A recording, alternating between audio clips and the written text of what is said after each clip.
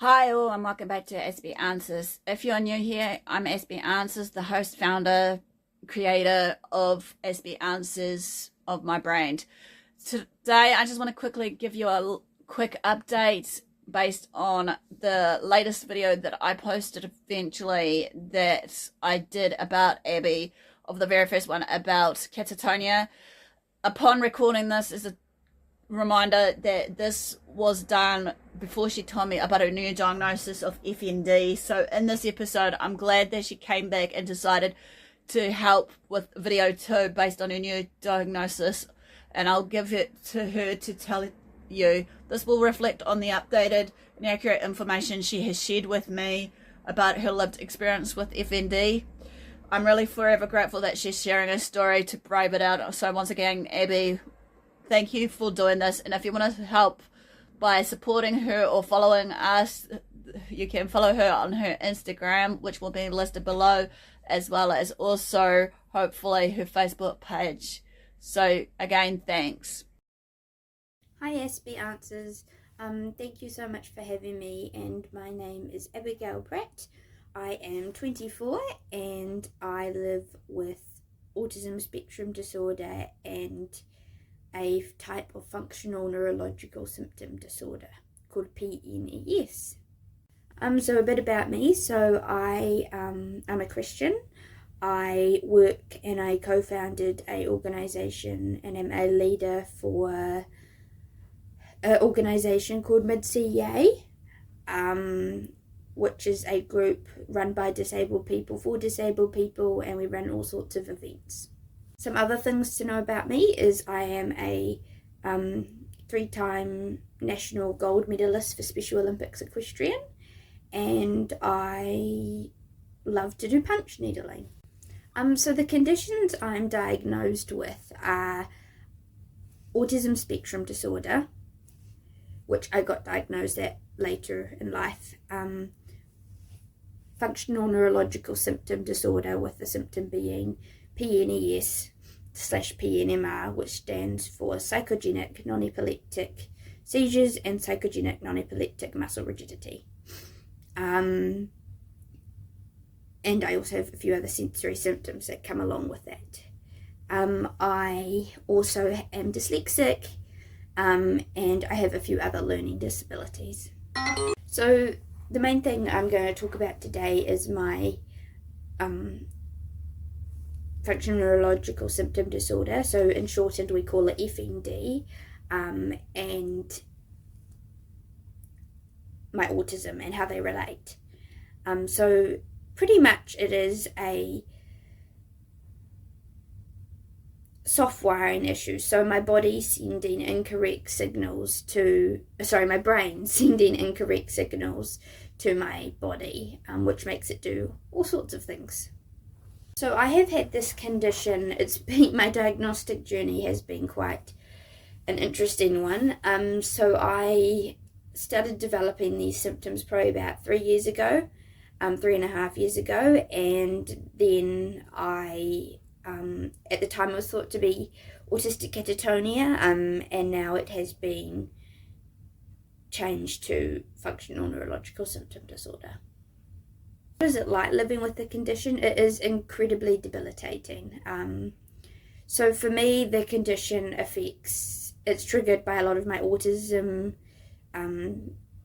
struggles, so like sensory overload or crowded places or conflict with social emotions, that sort of thing, and many other things, but it is very disabling. I would actually say the condition, the episodes that I have because of it, are more debilitating than my autism when it was just autism.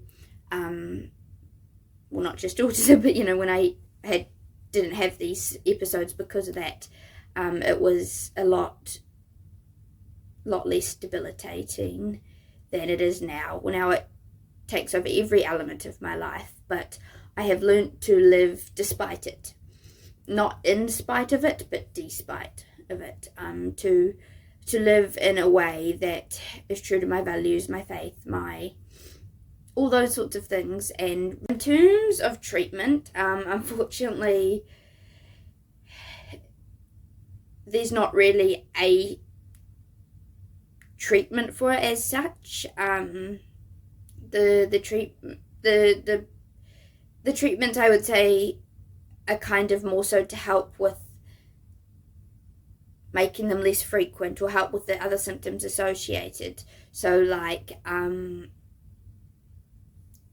psychology, for example, to help with my stress levels, because stress is a huge trigger, or occupational therapy, things like that. There's not really a lot medication wise they can do. Obviously there is things they can do, like in terms of like if it's anxiety, that is a huge contributing factor. They can give anti-anxiety medications and stuff like that. But the myths and pet peeves about this condition is, especially with the seizures that I have, or the episodes, is that they often, the history of it used to be called conversion disorder, or before that, a long time ago, hysteria. So it's got really bad names, and also so many times people think it's a pseudo seizure. It's not. And I believe people believe it is fake, that you're faking it, and you are so not. Is your body, just because there's not a structural reason why, it's still the signals your brain is signaling, and that it is very, very, very real. That's what I would want people to know, is that it's very real, and that you are not defined by it. And yeah, but yeah, no, it's definitely not fake. Definitely not faking it. But yeah, if there's anything I would just like to add or say, would be probably to hold true to your values, hold true to who you are, and know that it is possible to live a life despite this. Whether that means, like for me, sometimes I have to use a wheelchair, and I'm waiting on my assistance dog from Pausable Service Dogs to be able to help me with a lot of these symptoms. Thank you so much for having me, and I hope you have found this helpful, and I want you to know that you are not alone if you are going through something similar. Bye guys.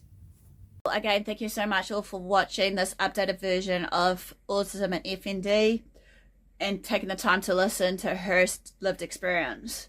If you like to follow along or stay connected, you can find me on Facebook at Aspie Answers, or Life of an Aspie, Instagram at Aspie Answers, and Pinterest at Aspie Answers 26, which will be all linked in the description below.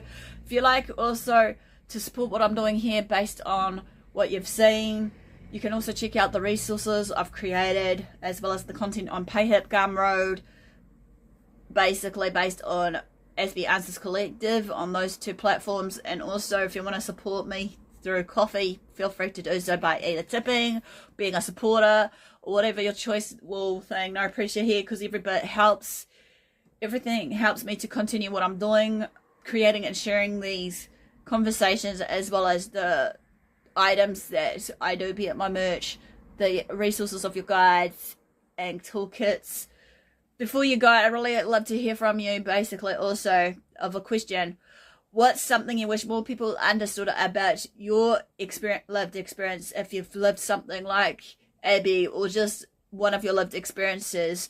And in saying this, also as a heads up, if you want to be in any of my future videos to do these real conversations based on your lived experiences, be it autism, ADHD, your mental illness, or what have you, hit me up on either of the platforms, Instagram, Facebook, or what have you, and I'll get back to you. And also feel free to share in the comments also of your lived experiences if you are comfortable to do so. And if anyone does start a gauge of conversation down there, please respect everyone's differences of opinion, thoughts, and what have, because as we know, everybody's different. So once again, thanks for being here, and until you see me again, I'll sign off now. Ciao for now.